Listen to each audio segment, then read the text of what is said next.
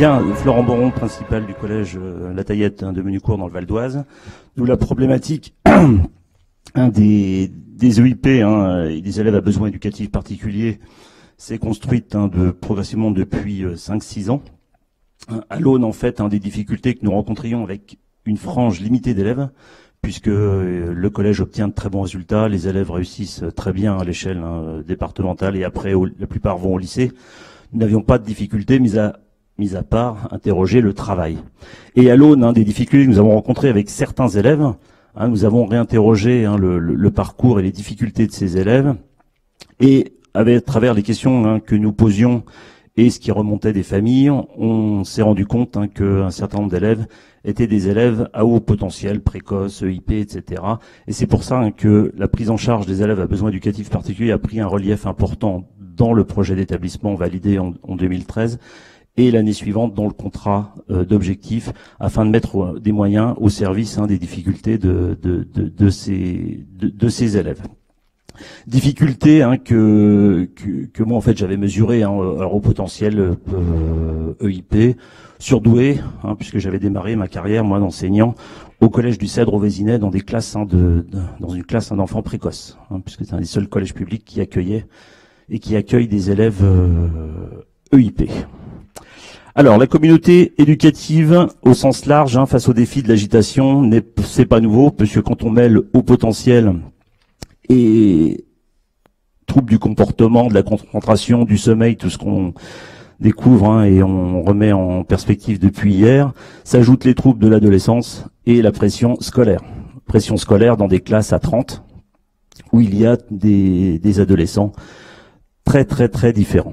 Donc l'agitation est au paroxysme. Un texte voté par la communauté éducative au conseil d'administration, qui est le règlement, c'est conforme à la loi, formalise les réponses normalement à apporter aux différentes formes d'agitation. Donc soit un trouble profond qui se manifeste extérieurement, soit l'état d'une personne, pour un autre dictionnaire, état d'une personne en proie à des émotions, à des impulsions et qui ne peut rester en repos.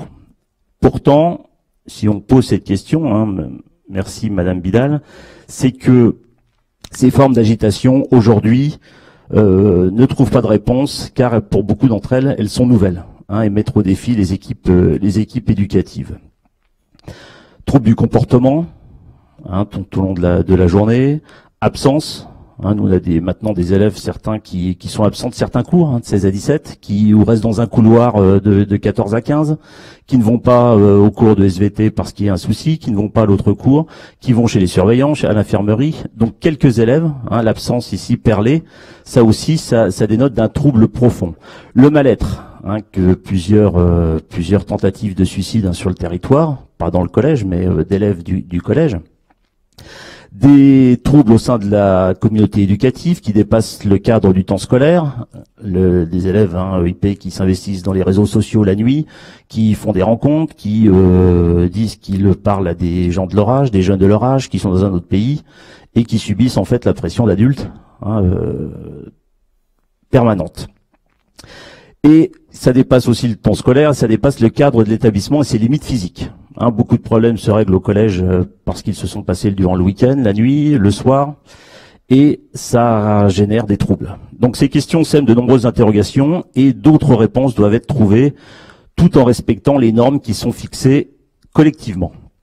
Alors où placer le curseur, c'est là la question aujourd'hui, et la norme, puisqu'il y a toujours la loi qui s'impose dans un établissement quel qu'il soit, afin d'agir collectivement face à ces questions déstabilisantes. Alors peut-il y avoir premier temps une réponse institutionnelle, puisque c'est la commande de Madame Bidal.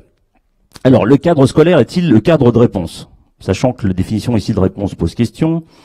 Action de répondre, dire, faire connaître sa pensée, réagir sont des positionnements attendus par les acteurs, mais les attentes sont beaucoup plus fortes. On le voit ici dans les constats qui sont posés par des collègues. Je prends ici l'exemple de très bons élèves au premier trimestre, très bon niveau. X est cependant encore irrégulière dans son application et sa motivation. Elle peut très bien faire comme montrer parfois un certain ennui ou désintérêt. Prenez confiance dans vos capacités. Trimestre difficile. X semble ailleurs en classe et son travail manque de rigueur. Une absence et un devoir maison non rendu ne lui permettent pas d'avoir une moyenne représentative pour ce trimestre. Il faudra se ressaisir. Autre moyenne, très décevant, très peu d'investissement. Là, c'est une nouvelle forme, le pays qui n'a pas fait sens pour l'élève.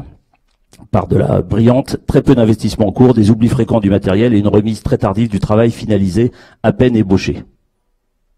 Donc là, on a un profil ici de décrochage pour une élève qui fonctionne par ailleurs intellectuellement de façon brillante.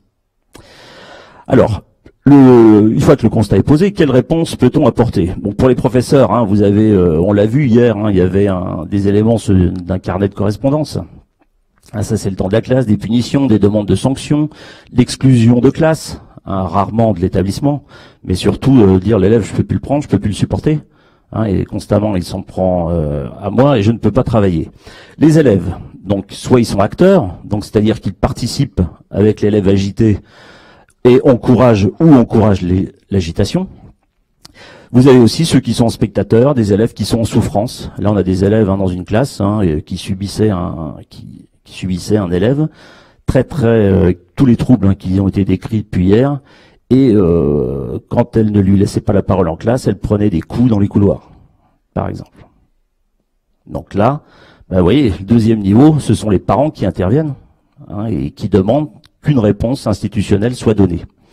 Sur la vie scolaire, d'autres formes d'agitation. Alors, je peux parler des coups tout de suite, des objets dangereux, harcèlement, donc l'élève harceleur ou harcelé, des mises en danger à l'intérieur de l'établissement ou à l'extérieur. Des parents qui interviennent, que fait l'établissement? Une autre tendance qui est la judiciarisation, c'est-à-dire que si on ne trouve pas de réponse institutionnelle, eh bien on va déposer plainte. Et là, c'est après la justice qui intervient, ce qui crée d'autres tensions. Donc le problème, voilà, c'est que la somme des intérêts particuliers ne faisant pas l'intérêt général. Dans l'éducation nationale, il y a beaucoup de textes, alors on pense à tout, les textes sont cadrants, mais il existe là, avec ces élèves-là, une zone forte d'incertitude. Le règlement, lui, intérieur, ne peut pas tout prévoir, car toutes ces formes d'agitation débordent très largement de l'établissement, et tout l'établissement est affecté à travers son image et son fonctionnement. Deuxième, partons du constat que le règlement ne peut pas, par définition, tout régler. Quelles sont les temporalités? Alors, la réponse institutionnelle s'inscrit dans une juxtaposition de temporalité. Le temps de la classe. Donc un cours qui se passe bien, l'autre cours d'après qui ne se passe très mal. L'agitation qui peut être débordante, les punitions, les sanctions, la demande de limite. Là, on est à l'aune de la journée, de la semaine. Par exemple, le temps de régler une question. Vient ensuite le temps des questions, des rencontres et de l'investigation. Là, ça peut prendre l'ordre du mois, de faire venir les partenaires et d'en discuter. Coordonner les champs d'intervention, élaborer des protocoles, ça peut prendre plusieurs mois. Le premier trimestre est terminé, on démarre le deuxième. Le temps des projets, ensuite, avec toujours les mêmes acteurs qui sont sollicités, les mêmes professeurs volontaires, les infirmières ou les partenaires médicaux sociaux, c'est plusieurs mois. Et pour parler du temps de formation des enseignants, là on est sur d'une année sur l'autre. Et pareil pour les projets d'établissement sur plusieurs années. Donc voilà la difficulté de ces temporalités qui se juxtaposent, se croisent et parfois même s'opposent. Alors comment a-t-on essayé de construire ça au collège pour apporter, non pas cette fois-ci, vous voyez, une réponse qui ne peut pas exister, mais des réponses en fonction des élèves, et dans un deuxième temps, ce qui bénéficie à tous les autres élèves, puisque c'est ici l'idée, et c'est l'idée aussi des valeurs de la République, c'est de construire une réponse qui est ici une réponse éthique institutionnelle. Alors, la grille de lecture a été posée par l'inspecteur général Jean-Pierre Robin il y a déjà plusieurs années sur normes morales et éthiques. La norme, c'est-à-dire que la loi ne peut pas tout régler dans un établissement, car sinon on pourrait faire des dizaines et des dizaines de conseils de discipline sans que les problèmes soient réglés et se transposeraient ailleurs. La morale entre tous les acteurs qui interviennent, que j'ai cité tout à l'heure, les morales sont différentes. De par la construction, de par l'histoire et de par les systèmes de valeurs personnelles, les morales ici s'opposent, se retrouvent ou s'entrechoquent. Donc quelle éthique ici institutionnelle? Il faut construire donc à travers les missions d'éducation et de formation. L'éducation nationale est censée assurer la pérennité des valeurs de la République et le respect du droit des personnes. Et les personnels ici sont fortement et directement mobilisés dans leur posture comme dans leur pratique. Pourtant, les sources de tension sont nombreuses entre les valeurs quand on construit ici un dispositif EIP. Les sources de tension entre préparation des classes, affectation et égalité des chances. Comment répartir les élèves agités? Pourquoi les mettre avec un tel en sachant que les autres vont subir l'année suivante tel élève? Donc ça pose ici des questions, et aussi dans le choix des équipes pédagogiques. Pourquoi mettre tel enseignant? Comment et avec quel enseignant ça va mieux aussi fonctionner, et en interdisciplinarité. Affectation, parcours et recrutement. C'est aussi une source de tension ici entre des valeurs, des nouveaux élèves. Je parlais tout à l'heure dans la question ici des élèves qui arrivent hors contrat.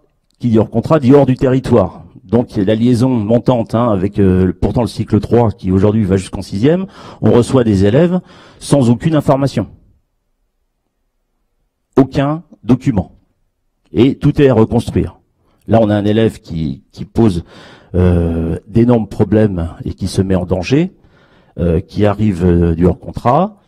C'est en fait, on s'aperçoit au bout de 6 mois, sans aucune information, qu'un dossier MDPH a été abandonné il y a 3 ans, qu'il a été sorti des écoles primaires, qu'il y a déjà des praticiens qui ont été sollicités, donc le temps s'écoule et lui va de plus en plus mal. Donc ça, c'est par exemple une question. Ou on dit, ça peut être un élève du territoire où des choses ne sont pas du tout évoquées. Puisqu'il est vu dans une classe au milieu des autres, on peut le gérer, il peut se lever, il peut aller dans le couloir, il peut pratiquer d'autres activités sans que ça pose problème. Alors que nous, par exemple, je vais prendre la sortie de la classe, c'est le cours de PS où se règlent, des fois dans le vestiaire, les problèmes qui sont montés en puissance et la pression qui est montée pendant toute la journée, par des coups. Ou les autres élèves qui se ruent sur l'élève qui a posé problème. Aménagement construction des aménagements, des protocoles et neutralité du service public. Les parents partent quelquefois dans toutes les directions. L'arrivée aussi des environnements numériques de travail où on diffuse des informations à tout le monde qui sont de l'ordre du secret médical. Et dans cette question-là aussi, le chef d'établissement et toutes les équipes, il y a des choses qui sont partagées, d'autres non, qu'on ne peut pas dire, et d'autres qui ont besoin d'être évoquées, voire formalisées pour pouvoir travailler. Donc ça pose aussi des questions, et d'autant plus quand ça rentre dans la sphère privée de la famille.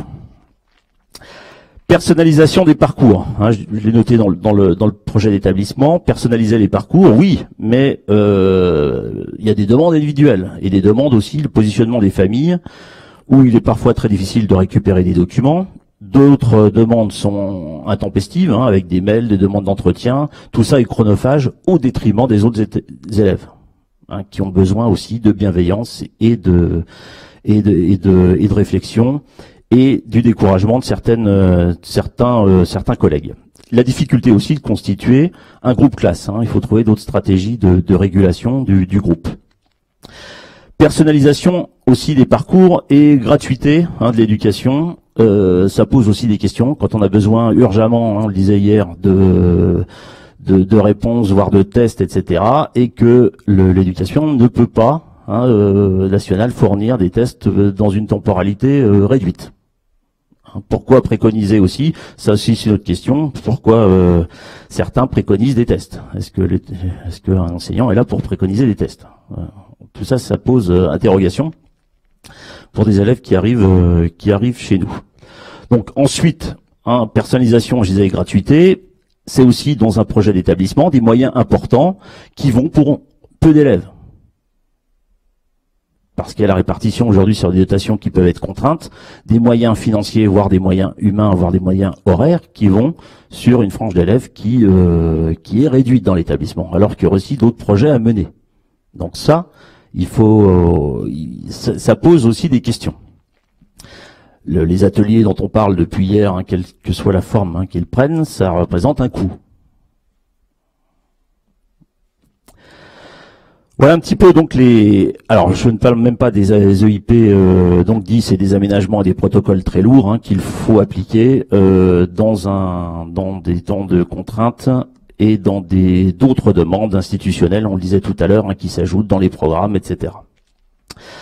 Alors, comment transformer ici ce projet qui peut mettre en péril les valeurs de l'établissement vers un projet collectif?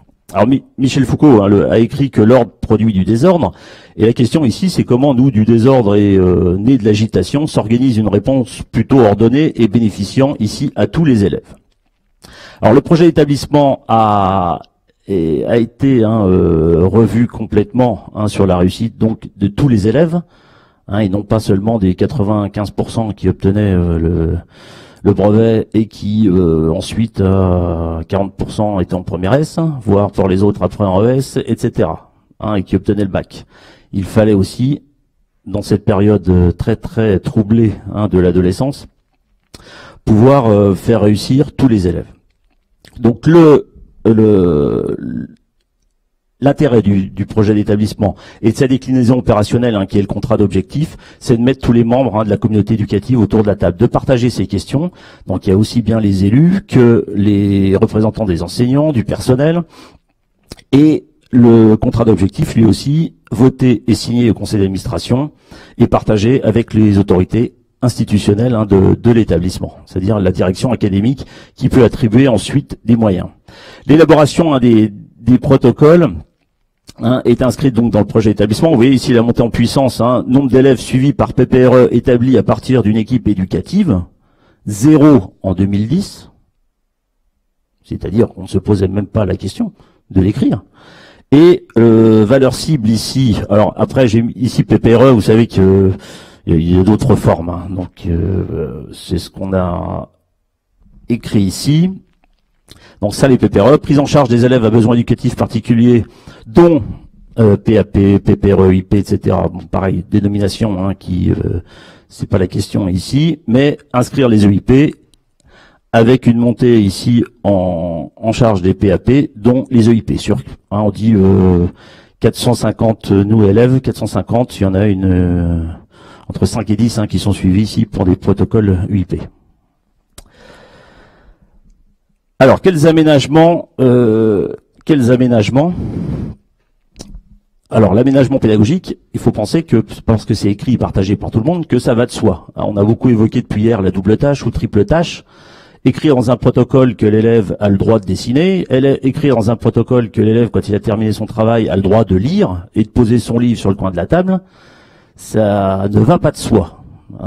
Donc ça nécessite quand même un travail. Donc là on est sur 4 ans, 3 à 4 années de travail, non seulement avec les enseignants, mais paradoxalement tout ça a libéré aussi la parole. On s'aperçoit que beaucoup d'enseignants ont des enfants OIP, donc ont rencontré certaines difficultés avec leurs enfants, et les choses ici se passent mieux. Et il suffit d'expliquer aussi aux autres élèves pourquoi lui est puni quand il va faire ça dans son carnet, pourquoi l'autre ne l'est pas, pourquoi l'autre peut être exclu de la classe sur un temps très très court et l'autre ne va pas l'être et va avoir le droit de sortir d'autres travaux.